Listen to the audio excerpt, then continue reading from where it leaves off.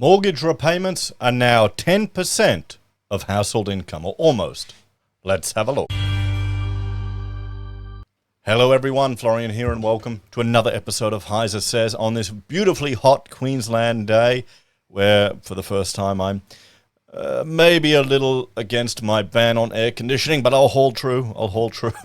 So I thought we should have a look at this article from Mortgage Business discussing the increase in repayments. Now they're becoming up to 10% of household income. Now that doesn't seem a lot. It is 30% of your household income for low-income families spent on your housing costs or your mortgage costs. That is deemed to be under stress for housing stress or mortgage stress. 10% seems pretty low to me. I mean, is this meant to be a drastic thing, or is this just the problem of averages? Just showing you the big difference in households here in Australia. I think that's what's going to happen. You're going to have people that are earning decent, six figures, 200, 300 grand. They're going to be fine. They'll be sailing through, those type of households. Then you'll have the households that are just that little bit under, maybe 100 grand below, 150 grand. They're going to be doing a lot tougher, particularly if they bought at the peak during the mania. Then you have the people who are even below that are not even going to be able to get into the market anymore because Australia's changed now. Housing isn't for the average person, particularly in Sydney. An average person, if you look back in the past, you could buy a house here in Sydney, on the fringes back then, which is now virtually in a city with much more amenity. It's all changed. It's just going to get worse. I'll have to do a video looking at the Southeast Queensland regional plan here, but our population is predicted to skyrocket. They're not releasing very much land because they want to maintain our food productive capacity, and it's all going to be densified. One thing that'll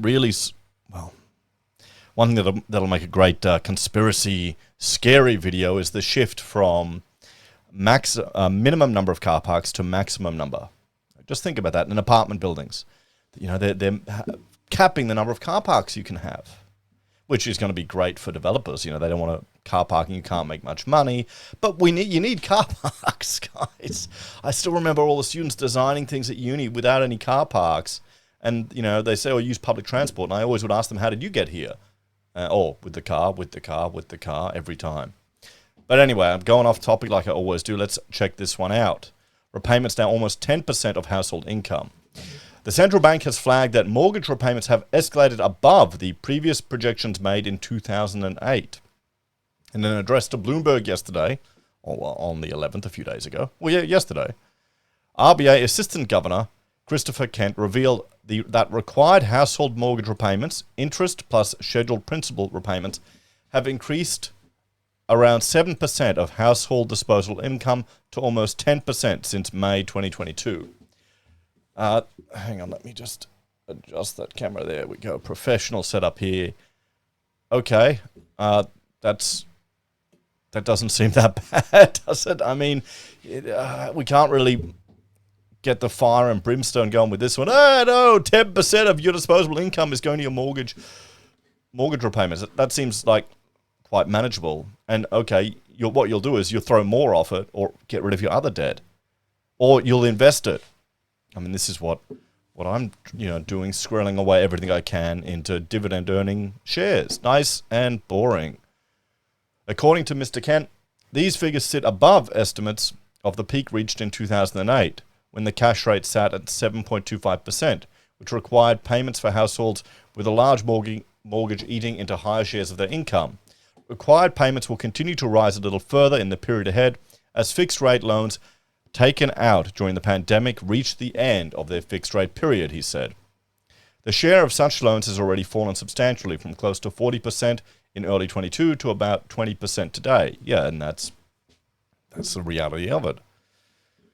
I mean, that's the mortgage cliff that we saw all the articles warning us about. I'm just thinking back to the interest-only cliff. These things sound scary, and the numbers, they can paint a grim picture quite well, but it never seems to materialize, It's still the same old day in, day out. guess that's part of life, isn't it? That's what people want. They want boring stability, okay? They don't want the excitement. This is why Australians is never going to become a libertarian free market economy with housing in the Wild West. Never going to happen in a million years, guys. Sorry, I know it's all unfair. I know it's all bullshit. I know the government steps in and uses housing to stimulate the economy. I know that, it's not going to change. Additionally, borrowers have begun cutting back on spending to meet these higher mortgage repayments, while feeling the crunch from rapidly rising living costs, leading to slower growth in demand for goods and services, according to Mr. Kent.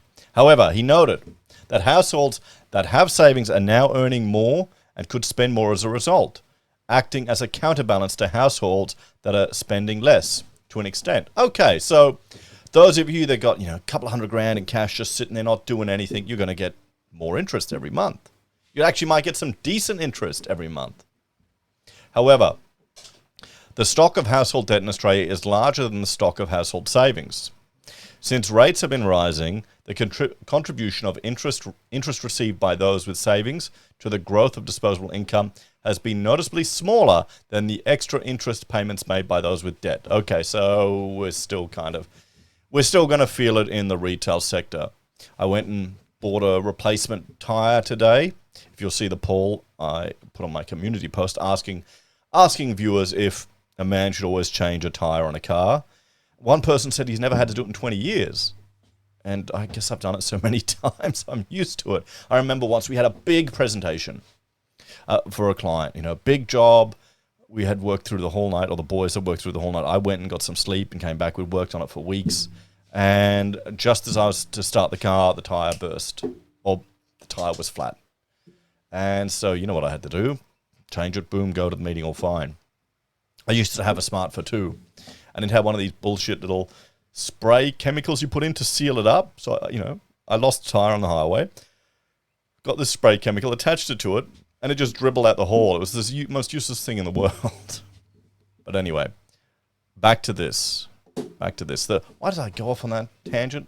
Because, well, yes, the tire shop, which is usually very busy, was saying, it's gotten a bit quieter now. And I would expect more people to be preparing for holidays, for road trips. Now, does that mean that they're also wealthy now for their properties have shot up, particularly in this area, that they're all flying everywhere? Maybe it is. Or could it be that they're, maybe saving a little bit, stretching those tires out a little bit longer, getting the retreads? So, moreover, people with savings typically spend less of each extra dollar they earn than those with debt. So any additional spending associated with extra interest received is not enough to offset the reduction in spending associated with extra interest paid. He added that the RBA's estimates suggest that household spending has reduced by around 0.4 to 0.8% per year through the cash flow channel as a result of the 400 basis point increase to the cash rate since May last year. The RBA previously projected that scheduled mortgage repayments will increase to a historic high of approximately 9.8% of disposable household income by the end of 2023 in a statement on monetary policy. The central bank added that this will hit a new record of 10.1% by the end of 2024 based on the cash rate rises to date. So the banks are passing on rates.